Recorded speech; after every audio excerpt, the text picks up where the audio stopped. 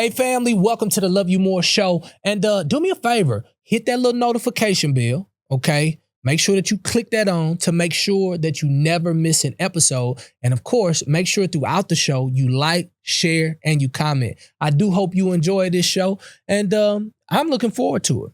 It's coming up next, flat out. Next on the Love You More show. Man, I fell in love with this woman. Intimacy before marriage or no? Yes. I have a motto in my family. Protect the queen at all costs, even if it's against yourself. I don't know if I'm gonna build it though. But you know, us at the church, your faith ain't strong enough, brother. Come on. You gotta get your faith. Go down and say thank you, Jesus, from the belly 5,000 times. I did. But when I got back up, I was still depressed. To rub elbows with the one and only Tyler Perry. People don't realize how timely Tyler Perry is. And he asked me something not too long ago, and he said, what would it take for you to retire? And, you know, I gave him what I thought would be my, you gonna take this. And he said, love you more, love you more. Welcome to another edition of the Love You More show with your nephew, Willie Moore Jr. Excited about this moment in time, too. Let me tell you why. Because my guest today, man, he been loving his wife for about 35 years. And seeing that I'm only 35, he been loving her for a long time. You know that? Easy. But he still look good. Let's just say that. And you know the one thing I'm getting tired of, KD, is all these guests with all this beautiful hair. I'm so thankful that we got somebody on there who I can really see eye to eye with. We're gonna look the same by the head right in the next 20 years. So before I bring them on, do me a favor, subscribe. I said 20, Dave. Let me tell you why, because I seen what you and your son did with that little toupee, man of God. If you can hear laughing, subscribe real quick while I introduce this guy who, listen, I just called him about 3 minutes ago. About 3 minutes ago. And I was like, friend, can you come up here? I sent him a video too. I was like, man, I need you to come. And it's just so good to know that, you know, a person of his stature will be able to just pop in. I thank him so much. The one and only David Mann is here. What up, Dave? What up, though? Man, listen. Man, hey, first of all, proud of you for what you're doing on this thing. Thank you, brother. Now, let me tell you what he did. He gonna hit me up and say, you know, I got this show, that I'm doing. I said, I'm gonna tell you what I want to say. Yeah. Follow you. I know what you're doing over there. I'm a fan. Man, thank you, bro. Being a fan. Man, it means so much. Alice Prince told me not to say that no more, too. Okay. But I said it again because he said it. But you can, but Alice said I couldn't for some reason. Okay, I won't say it again either. It's because, no, it's okay. But Dave, let me just tell you this, man. I remember I just did the Stellar Awards and I had on the hat. And because y'all the mans, y'all get to sit in the front. You told me, but there were other people around. I appreciate you always standing in the gap for my character versus the way I portrayed myself at that particular time. You know, it's good to know that your friends be taking up for you behind their back. Oh, yeah. And I heard that, and they was like, you know, Dave was just like, nah, he's a solid guy. Like, let's get that out the way. Oh, yeah. And I really do appreciate that. Now, I don't say that about everybody. You don't. You are not the misogynistic guy. I will not. No. Yeah. I was just telling them, I would rather hurt you with the truth than to comfort you with a lie. Even if it's your kids, too, because I done heard you tell your son a few things. You suck. If you suck, you suck. If you're doing great, you're doing great. They're like, none of this, you know, everyone gets a trophy now. Not David Mann. Everyone no, you can't play. Go sing or something or go do something else because you cannot play football or go do something. Dave, listen, I want to be very, very candid and honest with you. I'm so elated for this moment because you guys are the epitome of ups and downs, relational ups and downs, and you guys have navigated through gracefully. Wow. But there's a subject that I want to tackle. Because after 35 years, I don't know how you still doing this. Find out what this is after we watch this video. Hit it, KD. So for me,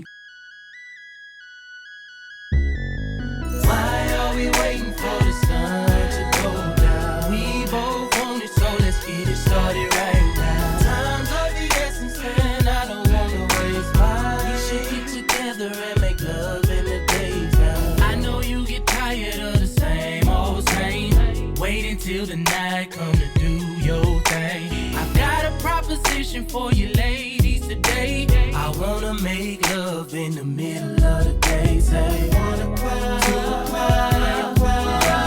You used to to knocking boots. How about I knock you out your socks? Make you feel like a queen when we in between them sheets. And keep you energized like some Xantrax 3, baby. Why are we waiting for the sun to go down? We both want it, so let's get it started right now. Time's of the essence, and I don't wanna waste mine. We should get together and make love in the daytime. After 35 years of marriage. Well, why am I sitting there smiling watching the video like, man, he doing it like a big goofy. He doing this. Thank you. Because I know you would do this if it wasn't jamming a little bit. No, man, that was good. Man, thank you, bro. Wow. So the Love You More series is actually, so this is the show, and then there's a series that's loosely based upon love, misunderstandings, breakups, divorce, and the road to getting back on track to loving yourself more. After 35 years, how do you keep the spark going in the loving? I see you actually groping your wife a little bit more than you should on stage, man. of God, I'm praying for you, but she yours. I promise you, I don't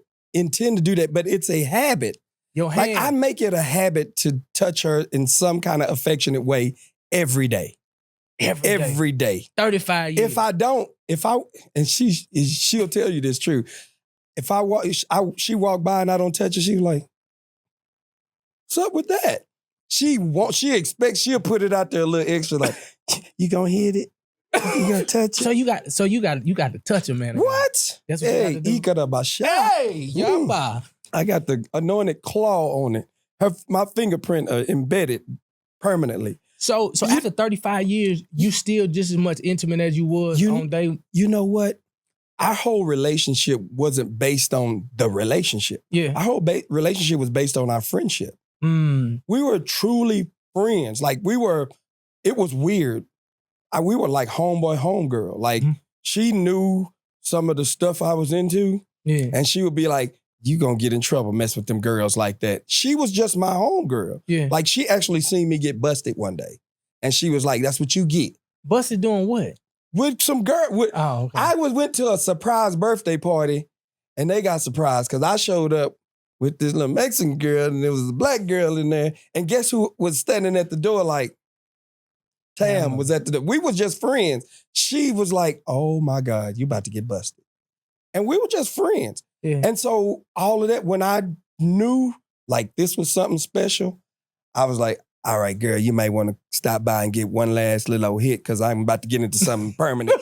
And I ain't One gonna last hit. Oh my God. I got to get into something permanent. So you guys are friends. How We did were you friends. become friends? We started singing together, hanging out. Oh, singing. Just hanging out, singing. And like we were matter of fact, we were so tight. This is crazy. She was at the hospital when my first child was born. She came to the hospital. I said, you ain't got nothing to do. Come to the hospital. She sit 21 hours with me at the hospital. What did the girl who had the baby say? Now that did come into play. Later, she's like, I knew all the time you was trying to, but we weren't. We were just homeboy, homegirl. Matter of fact, she hung out with my brothers just as much as me. She was one of our sisters. And then I started to realize, like, this girl is something special. She's like, her spirit. I mean, just as sweet as she is today, she was that. It's like, sweet. She's something special. I'm gonna have to, I'm gonna have to just retire. I'm gonna have to retire my pimp card. No. So you got one last hit off that other one? No, I didn't actually hit. I did. One more time. But I knew that once I got into this, because she was like nobody to play with. It was like, okay, I gotta take this serious. And so me and my best friend just wound up falling in love. And boy, when I just got sprung. It's, you know how you like don't do stuff that you start doing stuff you normally wouldn't do, like holding hands. I didn't like holding hands. I found myself just like, we together and stuff. And I fell in love with this woman. Intimacy before marriage or no? Yes. You did? I did. You was Tamela Man did it. Tamela Man did it before marriage. But let me tell you how we did it. Wait a minute, let me explain to you. Let me explain even how we wound up getting married. Okay. We wound up moving in together we were living together for like a month. Okay. And we knew, we were like, every Sunday morning we go down and, Lord, forgive us. We done it wrong, and So we went and got our marriage license. And we got our marriage license and we were like, we went down to the altar and we were like, we went and sat back down and you could tell it hit both of us. Do we want to go back home and go through this all again? And just like, Lord, forgive us. Because we had went to the altar this particular Sunday. I guess it was extra cry on it. And we were just, Lord, forgive us. Extra what? Extra cry. It was extra cry on it. It's like, Lord, forgive us, forgive us. We sit down and we was like, we should go ahead and do it. We got our license. After church, it was probably about 10 people at our wedding.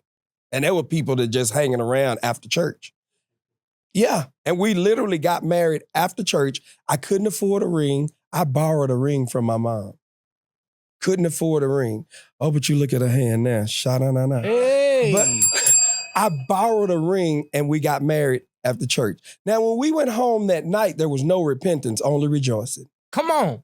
It was like, it wasn't like, forgive me, Lord. It was, thank you, Lord.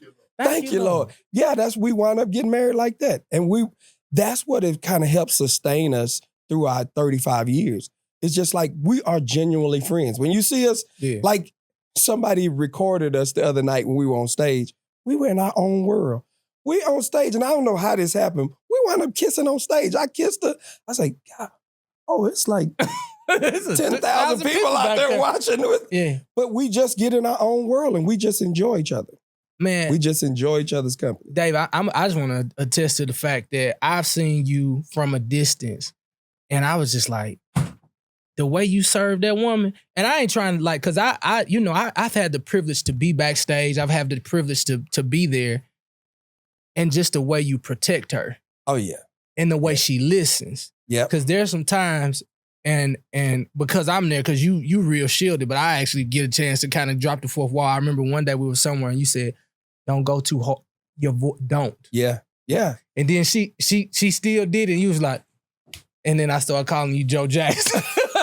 Because she has one gear, and that's because she sings as if it's her last time. And that's what she'll tell you. Whenever you hear her sing, she's like, I'm singing, this is my last time. Yeah. And so I was like, sometimes I just be like, go ahead, do your thing. So in 35 years, you have how many children? I have 4 kids. We have 5. We adopted my niece, Tam's sister passed. Okay. So we have 5 kids. How did the children change the dynamic of the relationship? Right. Well, but for me, I realized early on in the marriage that it's me and her, and then it's them.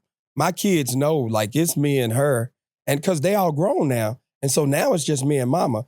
But a lot of times in relationship, we make it all about the kids. And then when the kids gone, we look up and we like, okay, who are you again? Mm-hmm. And what are we doing? Yeah. No, when our kids left, now I did have this, I kept saying like, we've taken care of people for our whole lives.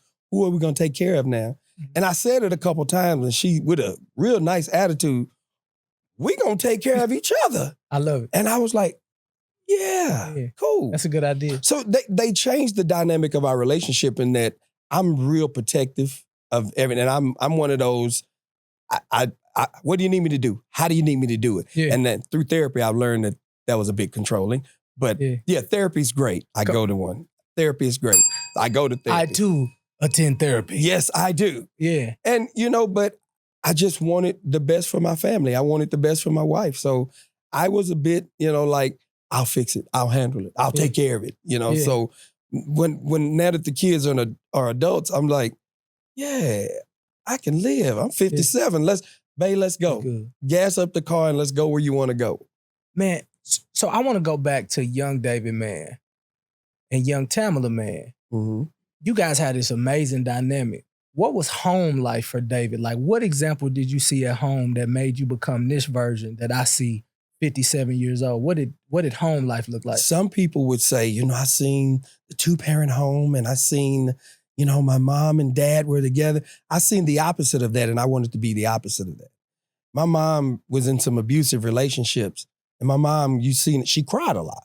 I seen her sad a lot. She just never really found real love. Mm-hmm. And so I said, like, I want to make sure that my woman, she's spending most of her time laughing, having a great time. I wanted to know how it feels to be loved because I didn't see that in home. So I wanted to make sure I was the opposite of that. Yeah. Because I seen some stuff is like, Mama, let the nigga go. I'm sorry, I'm not supposed to say. Yeah, leave him alone. Yeah. But, you know, and somebody asked me, you know, if I could go back and do something as a child, you know, as a kid, when you make it, so to speak, I want to buy my mama a house. I want to buy my mama a car. I told him, I wish I could have bought my mama some love. I wish I could have found somebody that loved her as hard as she loved them. Yeah. I was like, I know money couldn't buy you love, but if I could just go and just get something for her, that's what I would wish for my mom, because she didn't see it. So being able to see that type of relationship in the home, and then you being the person that said, I'm going to do the total opposite. And then later on, I think you were on Tamela Hall and you talked about your therapy journey. Right. Did you see any of the effects of you extending yourself so much to defeat that person, to become a little bit more codependent on this family? Like, how did that affect you as a man? And if it did, how are you getting over that stance that you took? Because I made sure everybody's good. I have a motto in my family: protect the queen at all costs, even if it's against yourself. I don't know if I'm gonna build that though. I know. I'm just saying, I just, God forbid, I decide to go out and go cuckoo. You know, I have it set in place. Even if I nut up, she's still good. Just protecting even against me. Okay, yeah, I got you. Yeah, so protect the queen at all costs, even if it's against yourself, because men, we can jack some stuff up. We can. Yeah, women can too. So let's not leave y'all out. Yeah. But I just make sure, I have just made sure that I'm protecting her at all costs. And, you know, I just wanted to, in my marriage, in my relationship, I just wanted to make sure that I was doing the right thing. And so I found myself taking care of everybody, taking care of everything. And I looked up one day and it was like, what have you done for you? And the answer was, I had to think long and hard, like, okay, you make sure your wife is good, you make sure your kids, they're set up, and you make sure this, and okay, you know, you're working. It's like, what have you done? And then I kind of found myself like falling into this depressed state. It's like, wait a minute. Somebody put it so eloquently for me. You freaking David Mann, what do you have to be depressed about? That's exactly why I didn't come public with it for a long time. Because it's like, what do you have to be depressed about? You David Mann, you make the world laugh. And at the same time, I was drowning, just about to I was losing it. I would sit in my office and just sit there for hours and just sleep. And I couldn't focus. I couldn't create. Anybody who know me, like, if I'm in 2023, I'm already 2025 thinking of what. That's what I hear. What's going on. That's what she says. I couldn't think, I couldn't create. And it was just like, what is going on? I was drowning. The only thing with me and somebody else drowning and dealing with depression is thousands and thousands of people got to watch me drown every day. Thousands and thousands of people got to watch me. Hey man, how you doing? And the answer that all of us men give is, I'm good. Yeah. I'm great. You sure? Yeah, I'm solid. good, man. Got it. Never, yeah. So some men drink it away. Some men smoke it away. Some men sex it away. Mine was, I worked it away. Let's just figure out a way to work. Y'all ready to go to work? Everybody, let's get back to work and let's work. Let's work. And then I would go in and just crash, man. Yeah. And so I just decided one day, I was like, this is going too far. Yeah. I got to do something. I got to figure this out. And I got to go to therapy. But you know, us at the church, your faith ain't strong enough, brother. Come on. You got to get your faith. Go down and say thank you, Jesus, from the belly 5,000 times. Yeah. I did. But when I got back up, I was still depressed. Jeez. But if I'd have had a heart attack, they would have ran me right to the cardiologist. Yeah. And got some help with it. They wouldn't have questioned my faith. Yeah. They would say, you just go and get I need a heart transplant. Let's get your heart transplanted. They would have never thought twice. But because it was something mental and it was my brain that needed help, I say it was my soul needed some help. Yeah. Then everybody wanted to, I don't know about that. Yeah. But I was like, I'm going to therapy. And the first homework my therapist gave me, you got to learn to be a little more selfish. I don't want to cut you off. That's what my therapist told me. Yeah. He said, you're enabling all of this. Yeah. Me? Not me. You know part of the blame for stuff happening in your house? Who? You? No, not me. Not me. I'm doing everything I can. Yeah, I'm the one. Yeah, I'm doing everything. I'm helping. No, you're the problem. You think you Jesus. You fixing everything. Everything is, you want to do everything. Oh, I get it. Some of the lessons I know now that some of the lessons that the Lord wanted to teach even some of my kids, I was in the way. Oh, you got a financial problem? Don't worry, Daddy got money. I'll take care of it. And it was literally like, you need to move out of the way. So what steps are you taking now to make sure that you don't go back into that besides therapy? Is there like a regimen that you receive from your therapist or just something that you do now that feeds David alone and aside from him being David Mann? Number one, being transparent with what's going on. For a long time, I didn't share it with Tam. It devastated her and my family so to know that I was going through that alone. I think my family, we're all, cool. It was just like, you what? Why would you go at that alone? So now I have regular checks from her. Like she checked me the other day. Are you good? Say, yeah, I'm good. No, stop doing everything you're doing. Right. Are you really good? Say, yeah, I'm good. I say, I just, I had a little hiccup and I was kind of thinking. She said, good. Now don't just tell me you good when you know you're not good. Mm-hmm. And so I had to really open myself to be vulnerable, which is something that we as men don't do because of all the stigma that we've had out here. Mm-hmm. I had to really open myself to be vulnerable and transparent with her and say, nah, today ain't good. Today is not a good day. I got this little feeling that feel like it's trying to come back. And to me, just having her there to say, I got you. I got you. And going to therapy and actually doing what the therapist is telling you to do and not going back to like, now it's like, okay, I can't save the world. I like that part when you just said, her just saying, I got you. I got you. Because a lot of times I think when it comes to men, like we're navigating it through our head and we don't necessarily need all of the, well then you should do this and you should do that. I don't need a suggestion on what I should do. I just need to know that you're going to be there. Mm-hmm. And when I'm ready to talk about it, like I'll get it out. But just let me know that you're going to be there despite of, where we are right now. Yeah. And I think that's dope. Oh, she lets me know, I got you. She told me, and this brings tears in my eyes. She said, wow, okay. She said, you've been protecting me all these years.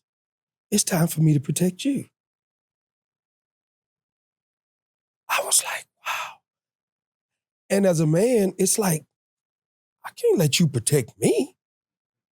I said, no, but then we need help too. That's how we drown so. And when she told me that, I was like, you're right. And it's just like a relief for her to tell me, I'm gonna protect you. It kind of made me feel some kind of way. It's like, I feel too vulnerable right now. I'm right, Superman. It's like I got my cape on. It's like, come out of this. But it's what I needed. I needed to know that somebody had me just as much as I have them. I would die for my family. Not just in a figurative sense. Literally, I would die for my family. To know that she was like, listen, you've protected us all these years. You've done this for us all these years. I got you. You need me now. And that word, like, it's hard to let people help you when you used to doing it for everybody. It is hard to, let me tell you, it's even hard to like receive a blessing. Somebody say they're going to pay for your food. No. I got y'all. I got y'all. I got everybody. Yeah. Get the whole restaurant. And somebody comes and said, I'm going to pay for your food. No. And one man said, learn to take the blessing. He didn't even know me. He just said, it's hard for you to take blessings, ain't it? And I had to just shut up and like a little kid. Yes, it is. Yeah. Now, Dave, I'm gonna be honest with you. Now, I done got a few tables, but when you said get the whole restaurant, that's a different level of money, ain't it, KD? When he said, how many in here? It's 51? Just give me all tabs right now and tell them it's on the man's. And Jesus, tell them Jesus sent you. Dave, tell him the Lord did it. You hear what he said, KD? That man said, yeah, just the whole thing. I was like, nah, I was gonna get that table. The two tables. The Lord pointed out one table, and I just need their receipt. And what did y'all get? Oh no, they got too much. Go to this table. I think the Lord said that table over there. That table got our water. They look like they need. Dave, you got me going. Cause I ain't gonna lie, man. I think all men yearn for somebody to see you drowning and throw you a raft because from the beginning of time, I think we've all had the esteemed privilege as men to be celebrated for our external works. Like for a woman, like she is a nurturer. So we celebrate what she incubates and sends back into the earth. She takes anything, a baby, and it's like, wow, after 9 months, we're not really necessarily celebrating the external. It's like, wow, what you internally created, like we celebrate you. But for men, if we score a touchdown, a home run, or you make a substantial amount of money, that's literally how we like think about our worth. Right. And for somebody to be able to take our cape off just for a moment and say, no, I got you. I think that's what we all yearn for as men, to know that we have somebody who's going to be there to say, I see you. And I see that it's rough. And I see that the road is not that easy, but you carrying it well. But I want you to carry it lighter. Like, the Bible talks about his burden being easy and his yoke being light. Yeah. And I just remember, like, as I was going through this process of uncoupling and separation, I was like, damn, like, why it ain't light? And I remember hearing the Lord said, surrender. But no, I didn't know what surrender looked like. I am surrendered. I done already said yes to you. I'm doing your will. I'm working. But it literally showed me now I'm such a fan of God because I do everything that I can. And then I take my hand off of it and I watch like a fan and I watch him make the different connections. Like even you, I was like, Lord, I would love to have Dave because I know he has something to speak to men specifically and women specifically through Tamela. But I'm just gonna send a message, and then it was like, oh, he can't. I was watching God. But back in the day, if you don't hit back at the time when I call, I'm like, well call. I got his son number, and I got his daughter number, and I got his Instagram, and I got to be a part of everything. And you got to have your hands in everything. Well, I know his lawyer number. Ricky Smart. Ricky, call Dave, and I would be so on it. But I'm just like, I did what I can. God, I'm just gonna watch you do what I can. Right. And that's what surrender looks like. That's exactly that. That's where I am. Yeah. It's like I don't let stuff rattle me like that anymore. Yeah. Like some people, like it'll work out. It's gonna be cool. Yeah. When I'm telling you, it's a difference when you're just in peace. Like this season in my life at 57, man, I'm walking in such peace. Yeah. I'm like, Lord, you got me. This strike, the writer strike, the actor strike. Actor strike, yeah. Usually I'll be like, now Lord, you know how I make my real money. It's not on doing, Now I'm like, as my family, I'm like, it is what it is. The Lord know what I need. Mm-hmm. He got us. We good. Yeah. I'm good. But usually, like, okay, everybody gonna start wiggling some wires. I need some people on some corners. I need some people. I'm gonna start trying to shake and give me some booty pads. I need to start twerking or something. Hey, listen, I'll be joking like Joe Jackson, but on tour, listen, his one of his family members doing social media cameras, his son the DJ, his daughters is the background singer. She background singing, then she has a set. She got a set. I said, oh, everybody working. He looked me right in the face and said, everybody. Everybody eating, ain't they? Everybody eating. If everybody eating, everybody got to work. Everybody got to work. My grandkids, Papa, can you send me a cash app? Yeah, some of them shirts need folding in there. Go fold them up. Yes, Lord. For merchandise. Yeah, and I'll send you a cash app. Whoa. Hey, do me a favor. Like, comment, and share. Just like it real quick. Come on, show me you appreciating this show. Do it now. Thank you. Mm-hmm. Yes, Lord. For merchandise. Yeah, and I'll send you a cash app. And that's the way it rolls. In these 35 years of marriage, has there ever been separation anytime during that 35 years? We didn't separate, but one thing that I learned in therapy is that you got to take some time. My therapist is a clever dude. I'm going to tell you, he's a male therapist. Yes, he did, and he's a believer. Cool. So one thing he got, we pray, but he tear me up. I was just like, cut me some slack, dog. I ain't that bad, am I? Yes, you are. I can't play my therapist. He did this diagram. He drew a circle, right? And he put D for David. He drew another circle that kind of overlapped that. He put a B for both. He put another circle, a T for Tam. And they're kind of intertwined. He said, you need some time for you. You need some time for both of y'all, and she needs some time for her. And I was like, but I ain't never really been alone. I don't even ever remember going to a restaurant eating by myself. One of the first things I did, I went to Chick-fil-A and I ordered my food. I said, I'm gonna just get it to go. And I remember he said, I sit down, and it was like a thing. Like, I felt some kind of way, like, I'm sitting here by myself. And I was like, you okay? It's all right. Yeah. And so I got a little spot out in the country, and I told her, dear, I think I'm going to go out and stay at the ranch by myself. And I was feeling like my heart was beating. I was like, I'm going to spend the night by myself. So I slept, and I was so peaceful. And I was like, I did it. I spent the night by myself. It's like, I'm a big boy now. After that night, I said, Mom, I need that warm flesh laying beside me. You need to come home. We good with that. I just need the warm. But I had to learn to take some time for me. Now, he drew that. Then he drew a line. After those 3, he drew a line, and he drew circles for my kids. Then he drew another line, drew circle for my grandkids. He said, these are the boundaries that you should set for your life. See this line? It's a boundary between you and your kids. See this line? It's a boundary between your kids and their kids. And see, this right here is the boundaries for you two. He said, let me show you yours. And he took the paper and flipped it and just drew a bunch of circles intertwined in each other. He said, this is the bird nest that you've created. And I just went home and immediately showed Tam, like, this is what he did, like a little kid coming to school. Let me show you the homework he gave me, Mama. And it was true. And I had to start untangling some of that, starting with me. And just like, look, let me take some time for me. And, you know, when he said learn to be a little more selfish, that to me felt funny because it's just like, I'm so used to taking care of everybody. I don't know if I could do that. But he didn't mean selfish and like, I'm going to go buy me a car and ain't nobody getting nothing. It was just like, let me take some time to make sure I'm good. Dear me and you going to ride off. We get in there and let's just ride and take some time to just breathe. Yeah. And once I did that, I was like, I'm going to be all right. Yeah. I'm a big boy. I started to feel good about myself. Like, I'm a big, I can't pat my arms are too short, so I can't do that. Yeah. But I was like, I'm good. I felt great about it. No, that's good. You know, when I see you now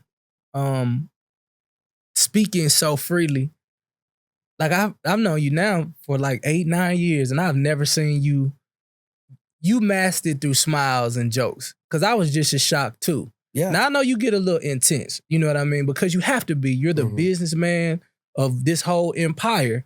And so when it's time to do things, it ain't no plan, it is what it is. But I just never knew that somebody who could be so cheerful could be internally going through so much until I had to go through separation. And I had played it so good and smiled so big that I had mastered the art of really hiding and masking the pain. Yeah. And when I realized that nobody would ever know until I communicated, I was a little scared because I wanted to save face. I wanted to, like, you know, I was so removed from the life that I used to live. And I was like, well, now I have a little platform now, and I don't want anybody to think any different. And I remember the Lord telling me, I love all layers of you, and I love this version too. And if you care about how much they care about, like, all of the stuff that you're doing, like, you're going to care a lot about when they don't care about all that stuff that you're doing. And that's when I decided to just lock in with Jesus and then lock in on a different level. Like, I'm so free now. Right. Like, the freedom just comes out. And what I'm seeing that what God is birthing through you, it's like total freedom. Just freedom to just even just talk about it. Yeah. Because you know the stigma that we place on, like Superman, man up. Even from when we were little boys. Stop crying. You learn that with a broke arm. Stop crying like a little punk. I'm being a punk now. But yeah, I'm gonna get up. And you playing the whole football game, arm just dangling, because you don't want to cry and disappoint anybody. Yeah. I have no problem crying. Yeah. That's a relief valve. Like, you'd be surprised how many men have never seen their fathers cry. You'd be surprised how many kids have never seen their fathers cry. And so you take that. And I shared with some gentlemen a couple weeks ago, that's why we died 40, 50 years old. Because we got all that stuff bottled in us, and I can't let nobody know, and and you dying. Yeah. And we're just literally dying. Who did you see as a man that you looked up to? Did you grow up with your father? Did you have a father figure? I did. I heard you talking about your father's situation. Yeah. You know, as a little boy, I knew who my father was. I seen him every once in a while. We lived in Fort Worth and he lived in Lubbock, which is probably about 5 hours away. Texas So Tech. yeah. So I would see him every blue moon, from afar. We had never had a conversation ever in my life. There was this one instance where he finally, hey, I'm gonna bring you a bike for Christmas. And that kid, you sitting in the window waiting for your dad to bring the bike, and he never came. He never came. Literally never came. And so fast forward, I'm 48 years old, and I say, well, we'll sit down and have a conversation with you. And it's like, okay. So I asked him, tell me why not be there? He was like, well, I just didn't know how to be a father at that time. I get that. He was young. And 6 months later, after us having our first full-length conversation, now keep in mind the bike story. Keep in mind, I just wanted a bike. That's all I ever asked him for. 6 months later, he's in the hospital dying. And I walk in the room, my sister and I walk in the room, and he starts like moving. They say he hadn't responded in days, and he started moving. And I didn't know, some say he was trying to say he was sorry. He passed away. They don't have money for the funeral.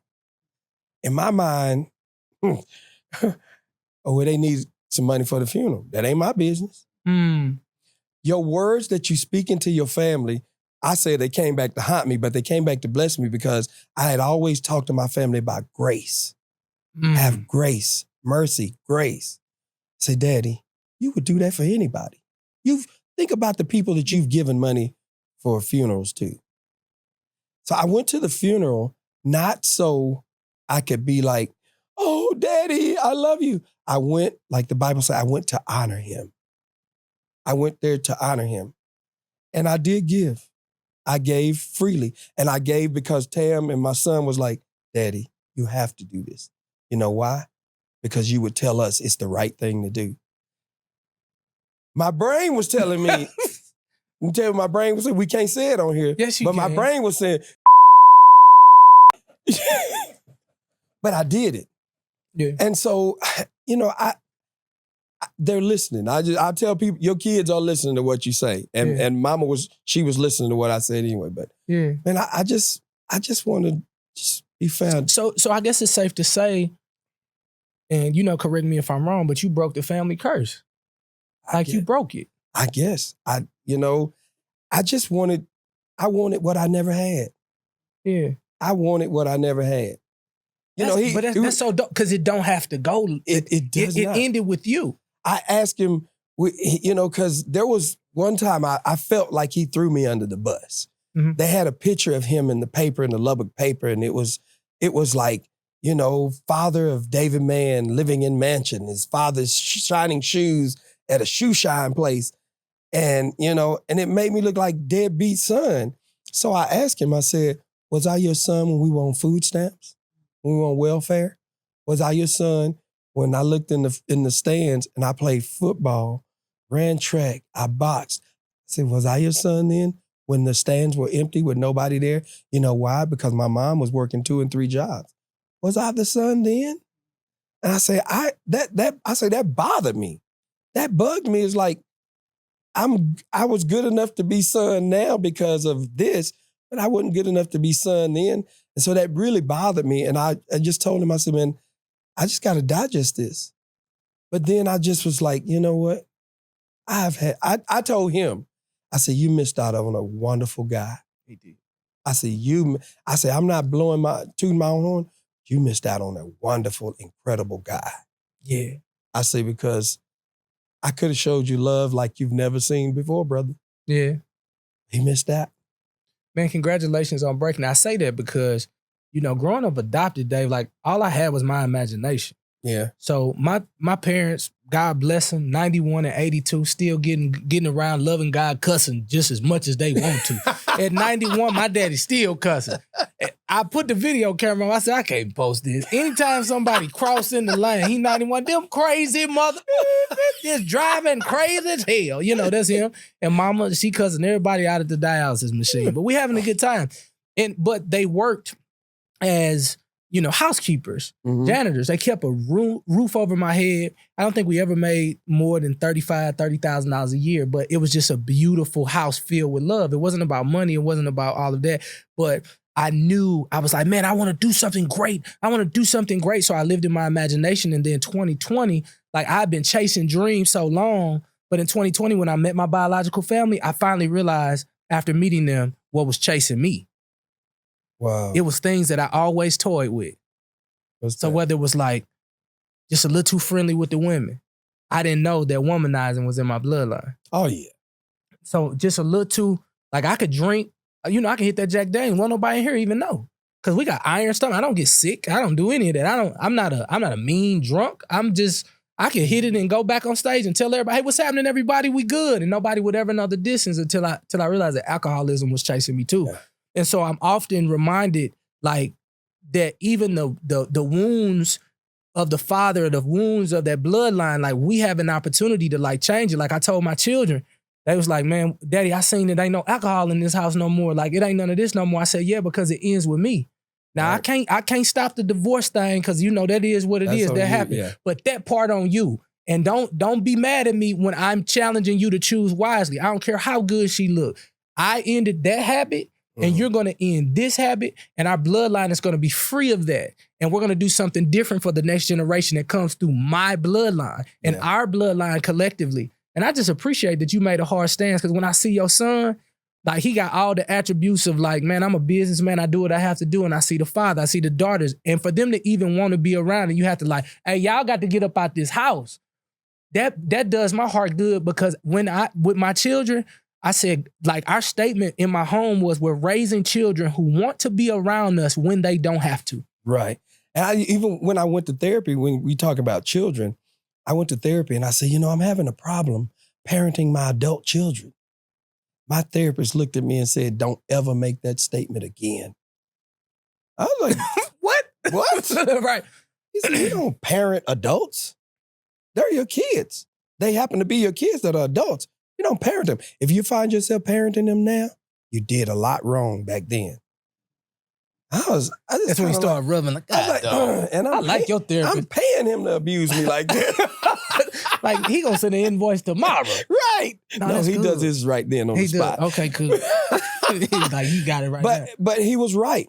And I realized some of the stuff that I created with him. Now, one curse that my father has that I know about, that we kind of sit and counted, 12 kids, probably by like 8, 9 women. Yeah, I had to. Yeah. But no disrespect, Pop. I know we ain't on that, but but it was just something that I didn't want for my kids.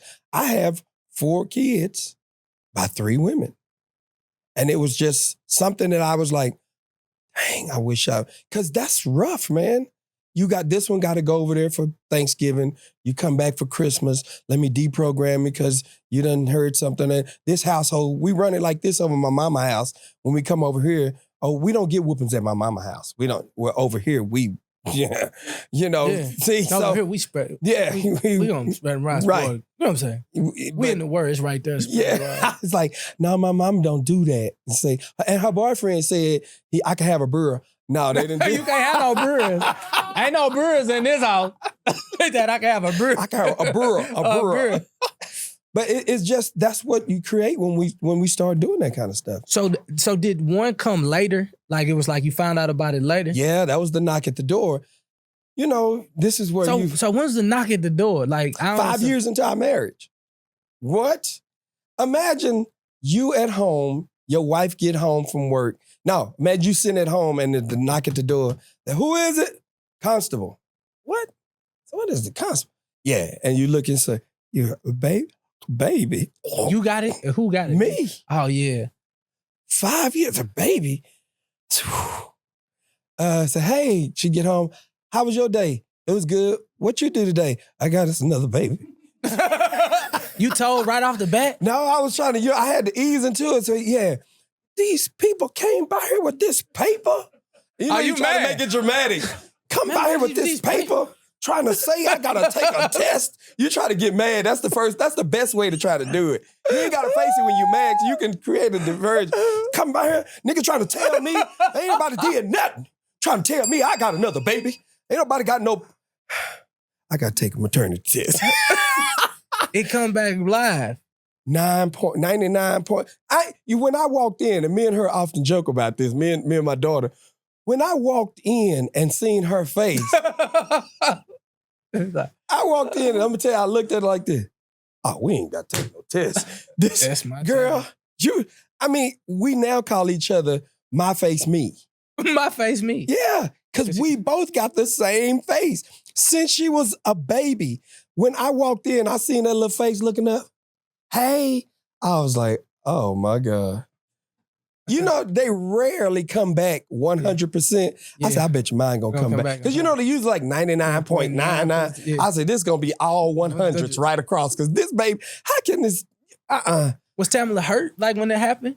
Tam, this is when I developed It's Us Against the World. Because her deal was, okay, now I dealt with you with one child. Because my prayer was that I wanted somebody that didn't have no kids.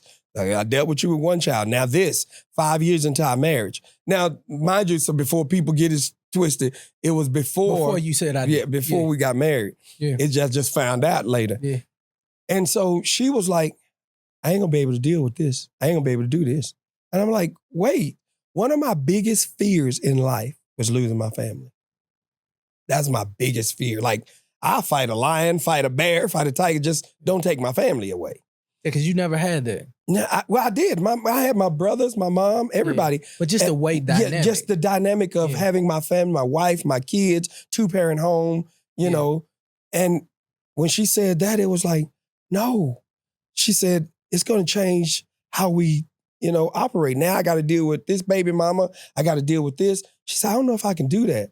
And I explained to her, I say, it's you, it's me, and it's everything else. It's us against everything else. I say, only way I can let you know that is I can prove it to you. I said, I'm just asking you to let me show you. It's us against the world. That's how the book wound up coming. Yeah. It's us. It's literally us against the world and anything else. And she was like, she later told me when I told her that, it just gave her a comfort like, oh, we're going to be able to handle anything then. Wow.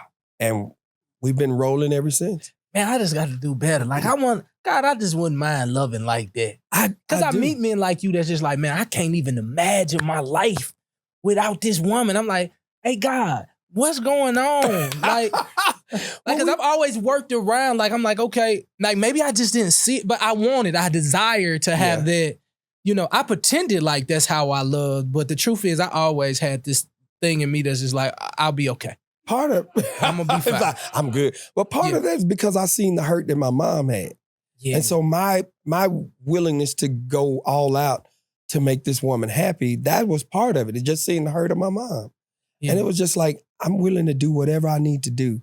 And I told some ladies one time in this deal, Women Evolve, I think it was.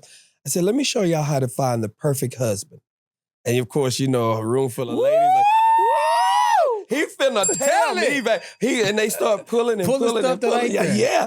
So I'm gonna show you how to get the perfect woman. I said, I need you to make a list of everything that you want him to be. Make a list. Everything I want his credit score to be 850. I want him to be making $200,000 a year. He got to have his own house. I want him to be well groomed. He got to be well rounded. I say, make everything on that list that you want in a person. Do it. Put it all on there, everything. And become the list. See, we're not willing to become the list of what we want. Ooh. See, you just want a bunch of stuff, but you're not willing to become a bunch of stuff. Yeah. You going with, I want him with an 800 credit score and yours is 8.8. That part. You won't even try to figure out how to balance a checkbook, but you want somebody who's well-versed in finances. That's what I want. Well-versed in finances. I want somebody smart, but you want to be a dummy. That's both of us. And if men the same way, make a list of what you want in that woman. Become that list. When you guys get together, think about what that's going to be. So what's your strength and what's Tamela's weakness? Like for me, now I'm really great at finances. It don't scare me. But back in my former life, I don't want to pay no bills. I can make all the money in the world, and men will be like, "You don't watch over the finance." I'm like, "Nope." She got an accounting degree. She know how to do it. I don't mind. She know how to do it. Like, what's your strength? What's her weakness? I do the bills and stuff. Tam's superpower is to be able to walk in a room and pull everything together. Like you can tell Tam, we're going to build a house tomorrow. The living room is going to be in the front, bathroom will be in here. And she can visualize and see it. Draw it on paper and build it for me. Then I'll see it. She has that power to be able to come in a room and say, this is how we're going to do stuff. This is how we're going to do stuff. Now, from a business standpoint, I can do that and I can show you how to make it happen. But she can practically put it together and show you this is how it's going to look before it happens. Wow. Yeah, she has that. And I'm like, and directions? Y'all was trying to give me directions over here. And Yeah, it's you across said that. It's You said- across the street. Hey, you sound so confused. I just said, Send a you- car. I said, you want me to just send you a car? 'Cause it's Yes. Yes, he said, yes, that's what I want you to do. Immediately, yes. Immediately, yes. That's what I need you to do right now. I was like, yeah, because it don't sound like, praise the Lord, you gonna even get across I this could history. get lost in a circle. I'm telling you. No, I thank you for your time. Last question. You've had the opportunity to rub elbows with some of the most influential people in the world. A guy from Texas, man, you know, who gift literally made room for you, like in an arena where, you know, a lot of people don't get an opportunity to be this influential for so long. To rub elbows with the one and only Tyler Perry, and him to look at you and say, man, you know, this gonna be Mr. Brown. Or Kurt Franklin to say, hey man, you know, come in to this fold. And then for him to later on pour into your wife and give her a record that literally took life, which Wow. you so graciously have on your chest, Take Me to the King, just like took it over the top. I had to look and see, like, oh. And it's available now at themans.com. That's Joe Jackson. He gonna tell you. Well, where can I get that shirt? David and Tamela merch.com. I knew it was coming. David and Tamela merch. DavidandTamelaMerch.com. Like, what have you learned from these experiences that has transformed your life forever? Like, as it pertains to business, like being able to rub elbows with Tyler Perry and say, I'm gonna take that and I'm gonna apply it to this. Kurt Franklin, got this. You know, being on stage with and really like roasting like Bruce and the rest of them, like all the comedians that you got a chance to do, like rubbing elbows. What have you taken and just said, put that in the back pocket? Because you didn't come from this environment. Like with Kirk, it's just Kirk's ability to take an audience and make them eat out of his hand and make sure that he doesn't cheat the audience at any time. He and I were talking about last night, just we come from an old school where if we make a commitment to this audience and we just gonna be there. We like, okay, I told you I'll be there, I'm gonna be there. And just with Tyler's timeliness, like people don't realize how timely Tyler Perry is. And he asked me something not too long ago, and he said, what would it take for you to retire? And, you know, I gave him what I thought would be my, you know, take this. And he said, not big enough. And I'm thinking like, that's a lot. But once I got to thinking about it, the type of lifestyle and things that I want to, you know, it wasn't. He said, he looked at me just like this, you got to dream much bigger. Dream bigger. You're dreaming too small. And I was like, even just now, 30 years in this business, still being somewhat relevant.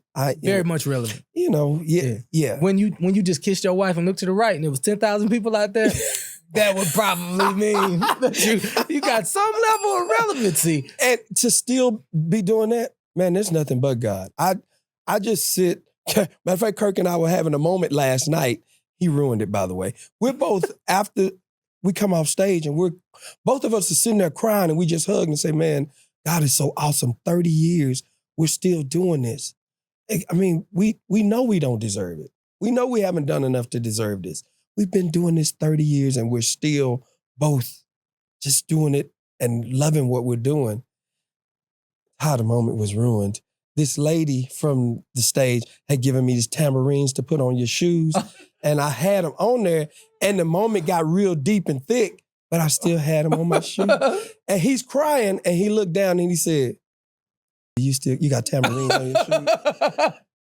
And I said, man, please don't ruin this moment. This is a really good moment. He said, I can't take you serious now. You got tambourines on your shoes. But man, to still be doing this and loving it and still be relevant, and I get to do it with my wife.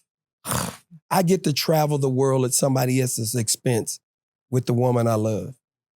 And 35 years later, loving it even better. We get on the bus and just ride and hold hands and just look at each other.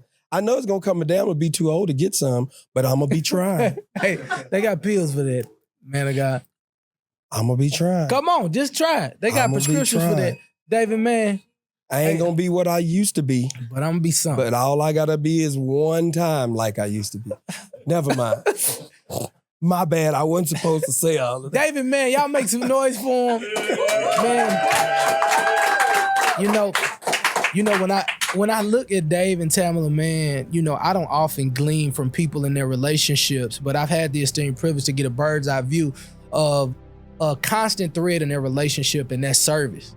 I remember I was watching them in Texas, and I remember watching Dave, just really protect her. The voice gonna be the voice no matter what, but she'd been working so much, and I literally seen him come in and protect. And then there was another time where I believe I was interviewing him about something, and she just teared up when she started talking about the greatness of her husband. And I said, wow, two people who are like infatuated with the growth of each other. And I think that's what makes a beautiful relationship.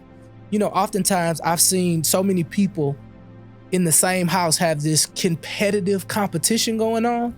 So it's really hard for you to celebrate because you're so focusing on tolerating.